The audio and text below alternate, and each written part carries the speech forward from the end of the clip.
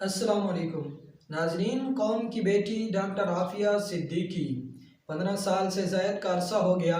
تاحال امریکہ کی قید میں ہیں۔ تاحال امریکہ کی جہنم نما جیل میں اپنی سزا کاٹ رہی ہیں۔ افسوس ہے امت مسلمہ کے تمام تر لیڈروں پر، افسوس ہے مسلمان ممالک پر، اسلامی ممالک پر، اور سب سے زیادہ افسوس لا الہ الا اللہ کی بنیاد پر بننے والے ملک میں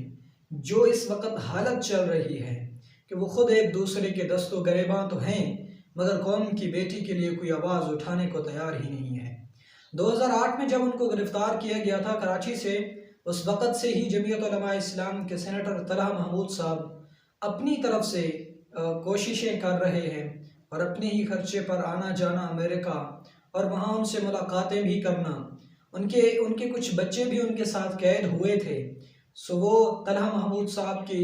کاوشوں سے بازیاب رہا ہو گئے تھے، لیکن ڈاکٹر عافیہ صدیقی تاحال اس جہنم نما قید میں اپنی سزا کاٹ رہی ہے۔ عافیہ صدیقی کا قصور کیا ہے؟ کیوں ہمارے حکمران عافیہ صدیقی کا نام لیتے گھبراتے ہیں؟ 2018 19 20 کی بات ہے، جب خان صاحب کی حکومت تھی،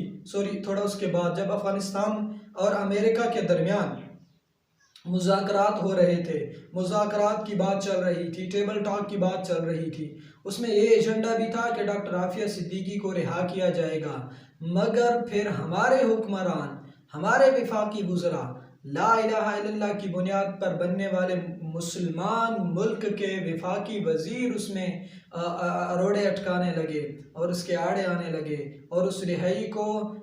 ناممکن بنانے کے لیے اپنی کاوشیں، اپنی کوششیں، سر توڑ کوششیں کرنے لگے، اس لیے کہ کریڈٹ افغانستان کے مجاہدین کی طرف جانا تھا یا افغانستان کے لوگوں کی طرف جانا تھا۔ بہرحال یہ بہت بڑی ہمارے لیے ایک شرم کی بات ہے کہ قوم کی بیٹی عافیہ صدیقی 15 سال سے زائد کا عرصہ ہو چکا ہے، تاحال ہمارے حکمران ان کے لیے کوئی ایک مضبوط آواز، کوئی ایک طاقتور ایجنڈا سامنے نہ لا سکے، سوائے چند لوگوں کے، جیسے جمعیت علماء اسلام ہے، جماعت اسلامی کے سینیٹر مشتاق صاحب ابھی گئے ہیں، 2 گھنٹے کی ملاقات ہوئی ہے، 2.5 گھنٹے کی، 15 سال کے بعد بہن عافیہ کی، بہن فوزیہ صدیقی کے ساتھ، وہ بھی آمنے سامنے اور گلے ملنے کی اجازت نہیں تھی، بچوں کی تصاویر دکھانے تک کی اجازت نہیں دی گئی تھی، اور ڈاکٹر عافیہ صدیقی کے سامنے والے دانت بھی ٹوٹ چکے تھے تشدد کی وجہ سے، اور سر میں بھی چوٹیں تھیں جس کی وجہ سے ان کو سننے میں بھی کچھ تکلیف پہنچ رہی تھی۔ ڈاکٹر عافیہ صدیقی نے اس ملاقات میں پہلے 1 گھنٹہ اپنے اوپر روزانہ کی بنیاد پر ہونے والے ظلم اور تشدد اور بربریت کی کہانی سنائی، اور پھر اپنی ماں کی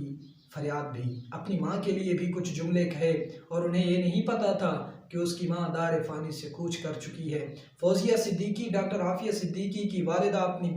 بیٹی کی راہ تکتے تکتے اس دار فانی سے کوچ کر گئی، مگر بیٹی تاحال گھر نہ پہنچ سکی۔ اور یہ بھی کہنا تھا ڈاکٹر فوزیہ صدیقی کا کہ سب سے زیادہ مایوس میں عمران خان سے ہوئی ہوں۔ خان صاحب نے بڑے بڑے وعدے کیے تھے، خان صاحب ان وعدوں پر عمل پیرا نہ ہوئے، اور خان صاحب آپ ہی کی حکومت میں فوزیہ صدیقی کہتی ہیں کہ عافیہ صدیقی نے لیٹر بھیجے تھے، خط بھیجے تھے والدہ کے لیے، وہ ان کے وفاقی وزراء کے پاس ہیں، ہمیں نہیں دکھائے گئے تھے۔ بہرحال دعا ہے کہ اللہ رب العزت قوم کی بیٹی کو، ڈاکٹر عافیہ صدیقی کو اس ظلم سے نجات دے، اور کسی کو تو محمد بن قاسم اور سلطان محمود غزنوی بننے کی توفیق دے، اور اس کو اس جہنم نما